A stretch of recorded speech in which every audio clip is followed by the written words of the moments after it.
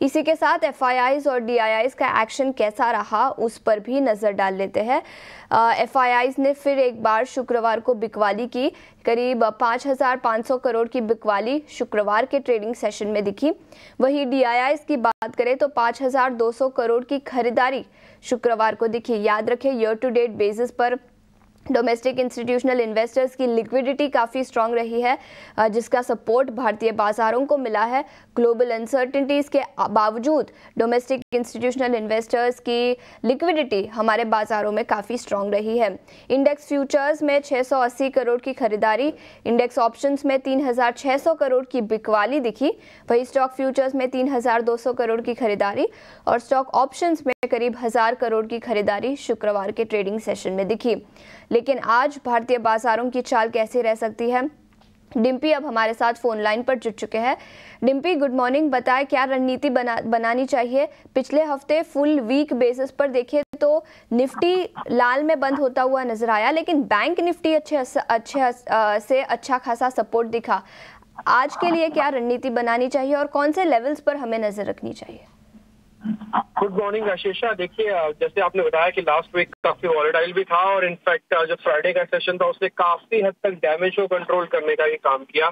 अगर आप लेवल्स के हिसाब से देखेंगे तो हमने जो स्टार्टिंग ऑफ द वीक था यानी कि 25,000 के आसपास थे, फिर हमने 24,800 और उसके नीचे का भी टिप लगाया, लेकिन फाइनली हम फिर से 25,000 के ऊपर क्लोज करके गए हैं। सेम विद बैंक निफ्टी, हमने एक ही दिन के अंदर अगर आप फ्राइडे का लो एंड हाई चेक करेंगे तो लो था उसका 51,000 का, 51,000 का, और वो भी डॉट 51,000 था। और अगर आप हाई चेक करेंगे तो 52,000 के ऊपर, यानी कि 1,000 पॉइंट की वॉलिटिलिटी निचले स्तरों से आई है, जिससे काफी तक डैमेज कंट्रोल हुआ।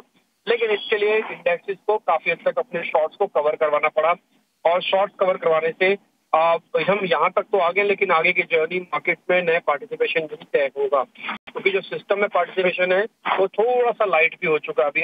मैं एग्जांपल के तौर पर सबसे इंपॉर्टेंट चीज आपको मैं नोटिस कराता हूँ, वो है बैंक निफ्टी का ओपन इंटरेस्ट 1,70,000 कॉन्ट्रैक्ट का हो गया।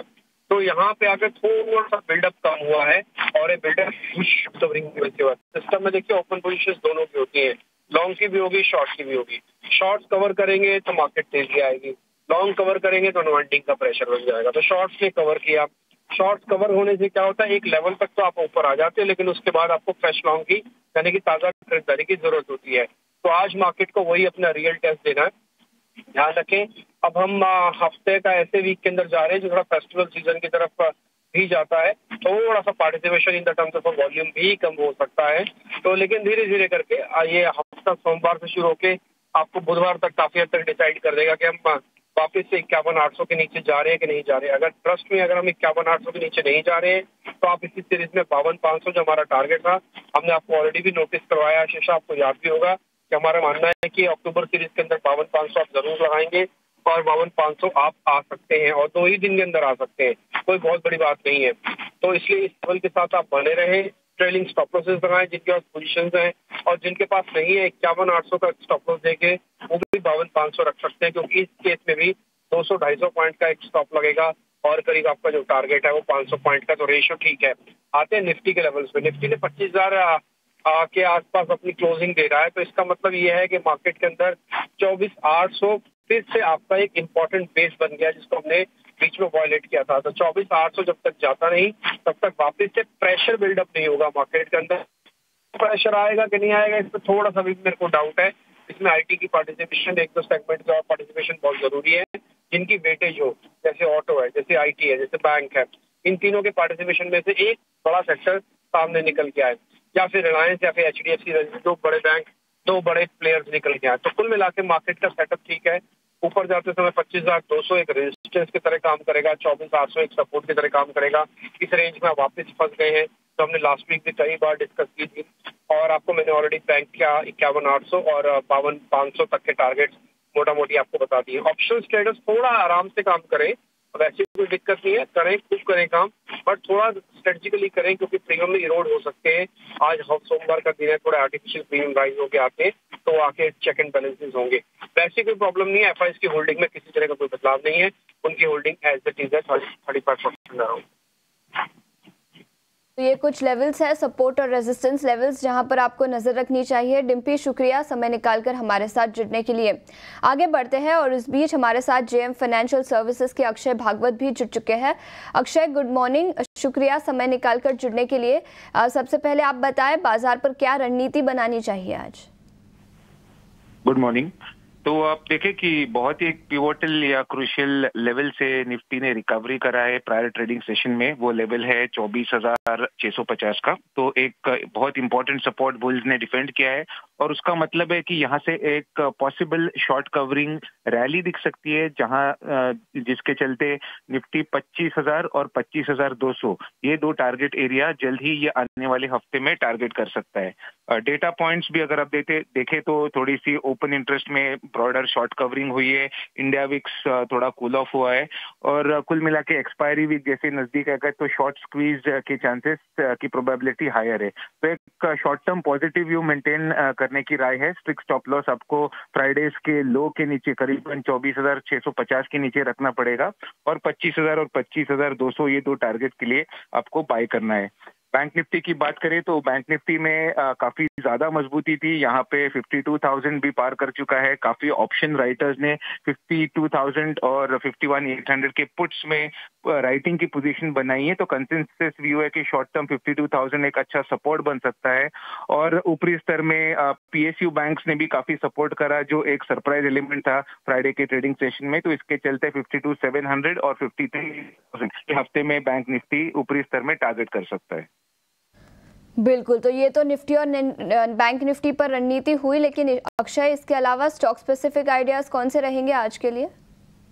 जी, तो फर्स्ट स्टॉक है बैंक ऑफ बड़ौदा, जिसमें काफी स्ट्रांग मोमेंटम बाइंग दिखी हमने फ्राइडे ट्रेडिंग में। तो यहाँ पे लॉन्ग एडिशंस देखने को मिले हैं और पीएसयू पैक में मुझे लग रहा है कि बैंक ऑफ बड़ौदा 257 के टारगेट्स के लिए आप बाय कर सकते हैं।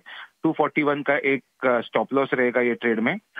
दूसरा ट्रेड है आपका एनटीपीसी पावर क्षेत्र में। तो एनटीपीसी में काफी मजबूत प्राइस चार्ट देखने को मिला है। जो रिसेंट करेक्शन था इंडेक्स में, उसमें ज्यादा कुछ एनटीपीसी में प्राइस डैमेज हमने नहीं देखा और कुल मिला के एक्सपेक्टेशन है कि ये जो रिकवरी रैली हो सकती है मार्केट में, उसमें एनटीपीसी में 441 और 447 ये दो टारगेट एरिया आपको बनते हुए दिखेंगे। ट्रेड में 415 का स्टॉप लॉस बनेगा। पावर सेक्टर से एनटीपीसी पर खरीदारी की राय और इसी के साथ बैंक ऑफ बड़ौदा यहाँ पर भी खरीदारी की राय है। 259 से 267 तक के लक्ष्य दिखाई दे सकते हैं। अक्षय, शुक्रिया समय निकालकर हमारे साथ जुड़ने के लिए। कमोडिटी मार्केट पर नजर डालते हैं और आज कमोडिटी मार्केट पर रणनीति बताने के लिए हमारे साथ रवि दियोरा जी जुड़ चुके हैं। रवि, शुक्रिया समय निकालकर हमारे साथ जुड़ने के लिए। सबसे पहले सोने पर ही अपनी रणनीति बनाएं, फिर एक बार रिकॉर्ड ऊंचाई पर। क्या आपको लगता है कि ये मोमेंटम कंटिन्यू होता हुआ नजर आएगा? Good morning. डेफिनेटली बुलियन में ट्रैक्शन बना हुआ है। उसमें काफी रीजन है। तो सेफ हेवन सेट के हिसाब से काफी अच्छा बाइंग आ रहा है एंड पर्टिकुलर जो चाइना धीरे धीरे स्टिमुलस अनाउंस कर रहा है और उसके बाद रेट कट का सिनारियो चालू हुआ है। मुझे लग रहा है दोनों फैक्टर बुलियन के लिए सपोर्टिव है। पर्टिकुलर सिल्वर में लास्ट ट्रेडिंग सेशन में काफी बड़ा उछाल था। फॉलो बाइंग ये ट्रेडिंग सेशन में भी देखने को मिल सकता है। मेरे हिसाब से सिल्वर अभी भी आउट परफॉर्मर है। फिर भी गोल्ड में भी मेरे हिसाब से बाइंग चालू रहेगा। गोल्ड में बाय करें, लेवल्स पे बात करें तो 77,700 के करीब क्लोज हुआ था। 77,500 के करीब बाय करें। स्टॉप लॉस 77,000 का लगाए और 78,600 तक के इंट्राडे टारगेट देखने को मिल सकते हैं। वही सिल्वर भी बाय करें, यहाँ भी ट्रैक्शन बना हुआ है। 95,000 के ऊपर क्लोज हुआ था, बाय करें उसको। 97,280 का टारगेट होगा। 94,300 के स्टॉप लॉस के साथ आप आज सिल्वर में भी बाय पोजीशन ले सकते हैं। तो सोने और चांदी दोनों पर खरीदारी की राय, मोमेंटम कंटिन्यू होता हुआ नजर आएगा। लेकिन इसके अलावा बेस मेटल्स पर आपकी क्या रणनीति होगी? जिंक, लेड, एल्यूमिनियम, कॉपर यहाँ पर? आज थोड़ा अट्रैक्शन बाइंग साइड ही रहेगा। पर्टिकुलर चाइना जो उम्मीद से अच्छे रेट कट लिए है, तो इस हिसाब से लग रहा है कि आज कमोडिटी बास्केट में पर्टिकुलर मेटल्स आउट परफॉर्म कर सकता है। तीनों metals aluminium, zinc and copper, वहां पे बाइंग की रिकमेंडेशन होगी। प्रायोरिटी जिंक में रखे क्योंकि चाइना के रियल एस्टेट मार्केट के साथ इसका काफी अच्छा स्ट्रॉन्ग कोरिलेशन है। जिंक बाय करे 290 के इंट्राडे टारगेट रखे 280 के स्टॉप लॉस के साथ। Second priority would be copper 820 में बाय करें, 815 के स्टॉप लॉस के साथ 835 का टारगेट इंट्राडे होगा। एंड एल्यूमिनियम भी बाय करें, स्टॉप लॉस डाउन साइड जो एल्यूमिनियम में रखना है आज के लिए वो 237 का होगा और 245 तक के लेवल इंट्राडे में देखे जा सकते हैं। बेस मेटल्स पर भी खरीदारी की राय। रवि, शुक्रिया समय निकालकर हमारे साथ जुड़ने के लिए।